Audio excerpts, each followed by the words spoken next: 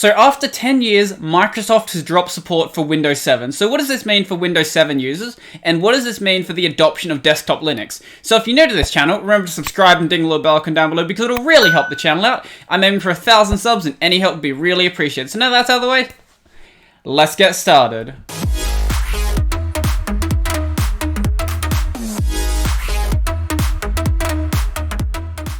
Good afternoon everyone and welcome back to the channel. So we've got an article here from OMG Ubuntu. It is called Windows 7 Support Ends Today. Upgrade to something supported soon. This is by Joey Snedden. So if you're still using Windows 7 at this point, then you've made a conscious decision to use it, or you have absolutely no idea about computers. Everyone watching this video has probably made the conscious decision. I can't imagine there's anyone watching this channel who just has no idea about computers, so I'm going to assume that everyone watching today is in that category. So let's have a read through this article and just see what the author has to say, basically. So today, or I think it's 2 days ago as of the uploading of this video, is a big day for Windows 7 users as free official support for the popular operating system finally comes to an end. So from January 14th onwards, Windows 7 gets no further software updates, no bug fixes, and no more security patches. For all intents and purposes, Windows 7 and its users are abandoned. So this isn't like running an open source operating system, because with something like Windows 7, now that no one's supporting it, it's done. Like, there's still going to be software that's being released for it for a while, because there is still a massive user base on Windows 7, but the support from Microsoft is ending, or it's pretty much ending. I believe you can still pay for support if you're running business systems or if you have a really deep pocket. So, but with nearly 28% of all Windows PC owners still running the OS. Wow, I didn't actually realize it was that much. I thought it had dropped quite a bit. I know that Windows 10 adoption had actually grown quite a bit, but I didn't realize there was still this many people on 7. So the end of support is a big deal. It leaves hundreds of millions of PC users susceptible to unpatched exploits and forever vulnerable to newly discovered ones. Not that folks haven't had ample warning the end was coming, of course. So Windows 7 support ends January 14th, 2020. As of the recording of this, it is the 15th today. I believe that's probably some sort of American time, so I think it actually ends today or something. When was the article released? 13 hours ago. So today as of the recording, yesterday as of the upload, basically. I think that sounds about right.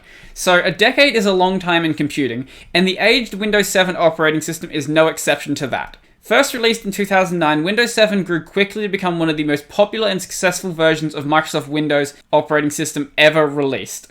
So I used Windows 7 for quite a long time. I then switched over to 8.1. I don't think I ever used 8. Yeah, I skipped 8, and then I used 10 for a little bit before switching over to Linux. And honestly, I feel like a lot of the people saying that Windows 7 is such an amazing operating system, it might just be because of how terrible the newer operating systems are. I don't recall Windows 7 being that great. I think it's just that the newer ones just get in your way so much that all Windows 7 had to do was just not be annoying, basically.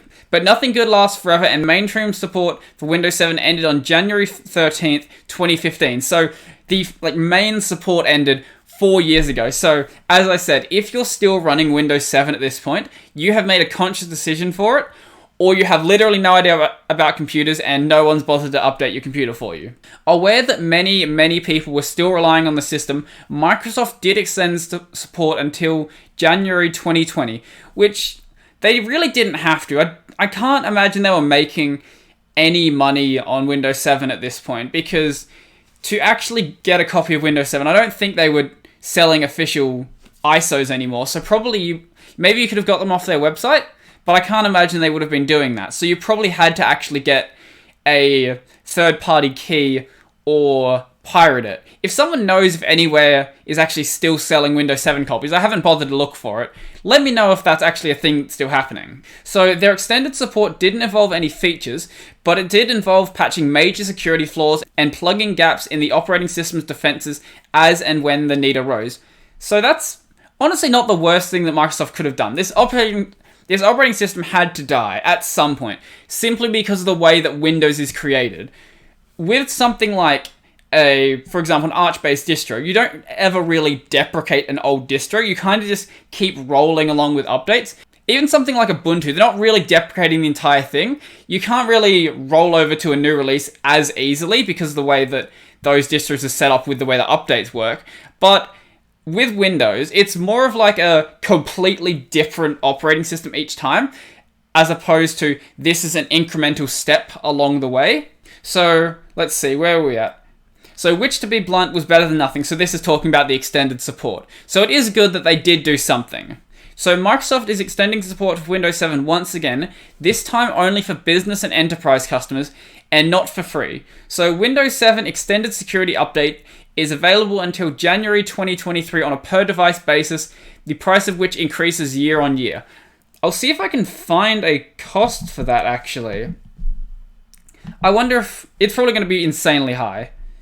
So I had a quick look around. I can't seem to find pricing, so you probably have to contact Microsoft to actually find out what it's going to cost, but I can't imagine that it's going to be cheap, that's for sure. So for home users, the vast majority of those running this system, there'll be no band-aids, no hand-holding, and no protection.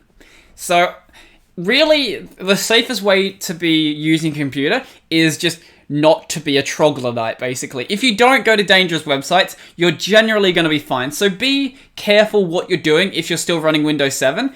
Don't go to shady websites where it says, hey, you can download Minecraft for free. Don't go to that website. That's a bad idea. You're probably going to get some form of malware. And on a system that's not getting security patches, that is really dangerous. So just don't do that.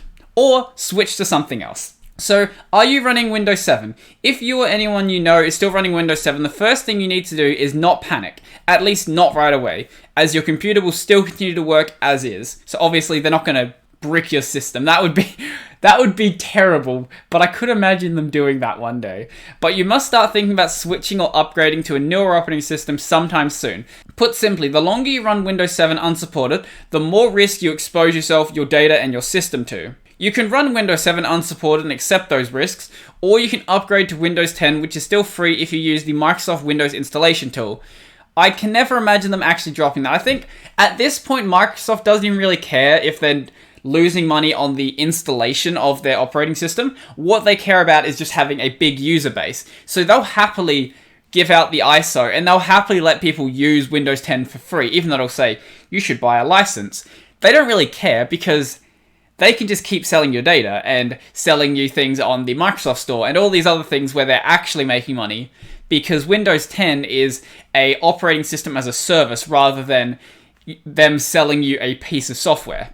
So alternatively, you can install a desktop Linux operating system like Ubuntu that is guaranteed to receive major software and security updates for several years to come, plus free upgrades to new versions when available. Switching OS may sound scary, but it's 2020. Linux has come a long way and is now just as user-friendly and as performant as other leading systems. So I'm not going to make the argument here that you should switch to something like Arch. Switching to one of the Debian-based distros like Ubuntu or Kubuntu or any of the other Ubuntu variants, or million of them, switching to one of those is probably completely fine, or switching to something like Mint.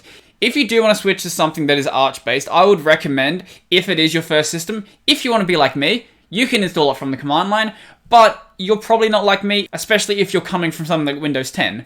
If that's the case, and you do want to use something that is always up to date, run something like Manjaro, run Arco, run any of these more user-friendly Arch installers, because while the Arch installation isn't actually difficult, like some people will make it out to be, it is a bit intimidating if you've never worked from a command line before. I don't think that Windows 7 dying will actually be this massive boon for like Linux desktop, because Linux still has the same problem that it has had for years. Yes, that most of the technical problems have been ironed out. If you were to put someone who has been using Windows for their entire life on a Linux system, then I don't think they'll have much difficulty. Maybe they'll be confused about where some of the icons are, but they would be about as confused if you took a Windows user and put them on a Mac. It's not like there's this massive difference. It's kind of like they need to work out how stuff's laid out. It's not like there's just this insane difference in computing that it's a barrier they can't overcome. I don't think that that barrier exists anymore. The main problem that Linux has, though, is there is no Linux marketing. I know this has been talked about so often, but that is the biggest problem for Linux adoption. I don't really care about Linux desktop adoption, but if you are someone who does, The biggest problem with it is the fact that everyone still thinks that Linux is this really, I guess, tech-savvy distro. You need to know how computers work. You need to know how to use the command line. You need to be a programmer. All these things that just aren't true anymore. You don't need to be tech-savvy to use Linux, especially if you do pick something like Ubuntu or Mint or anything like that.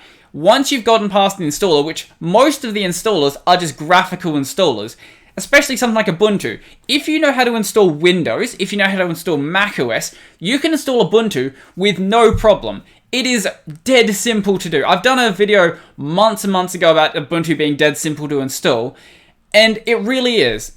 If you understand how a computer works, at least on a basic level, you can do that. But people aren't going to, because they still have this misconception that Linux is just this thing that you have to know how computers work to actually use. But now that rant's over, let's just go back to an article that I want to also show you guys. So this is just a little article by ETH Wallet. I'm not going to read it through, but it just has a list of some distros recommended for people who are coming over from Windows 7. I haven't used any of the distros on here, so I'm not making any recommendations. I'm just going to have a look at what they are, and I'll let you guys decide if they're worth choosing. So the first one here is Linux Lite, which looks very Windowsy. I thought it was KDE, but it's actually XFCE, which I don't have any problem with XFCE. It looks nice. This wallpaper is the ugliest wallpaper I've ever seen though, so that's great. Zoran's another one I haven't heard of before, but hey, it looks kind of Windowsy. This is the kind of stuff that a Windows user is going to want to see when they come over. Most of them aren't going to be like me, who was just like, I'm going to jump into a tiling window manager. That's not most people. Most people aren't crazy. Kubuntu is also a good choice because KDE is fairly graphical, and then you've got Mint and what else was here? Mate. So Ubuntu Mate. Or any of the infinite other flavors of Ubuntu. They're all probably fine. Any of the like sort of graphical ones. What's the XFCE one? Xubuntu? That one. Yeah. That one's probably fine as well. GNOME might be, or Ubuntu, like the main Ubuntu stream, the GNOME version, might be a bit of a difficult one for some people to jump into just because of the idea of workspaces. And it's a very, yes, you can move around it with the mouse, but it's intended to be more keyboard driven. So that's probably not a good idea to suggest. But any of these here are probably fine. I haven't used any of them myself, but looking at them briefly, they all look like you could use them if you've been using Windows your entire life. So I think that's pretty much everything I wanted to cover for this video. So if you liked this video, remember to smash that like button and leave me a comment down below letting me know what you think. If you want to see more videos like this, remember to subscribe and ding the little bell icon down below because it'll really help the channel out. I'm aiming for 1,000 subs and any help would be really appreciated. Up on that corner, I've got the playlist this video's in. It'll probably be tech news, so it'll be obviously outdated stuff, but maybe you'll find something you find interesting in there. So go check that out. And down below, I have got my library, so if you want to see my videos on a platform that isn't YouTube, go check that out. It's a free and open source platform that's all blockchainy and stuff. So, hey, go check that out if that sounds interesting to you. Also down below, I've got all of my support links. So if you want to support the channel, go check that out. I think there's like 5 or 6 different ways. But obviously, you don't have to support the channel if you don't want to. All the videos will remain available for free, but any help will be really appreciated. And lastly, down below, I have got my social links. So if you want to see like my Discord or my Telegram, anything like that, go check that out and feel free to join any of them or follow any of them.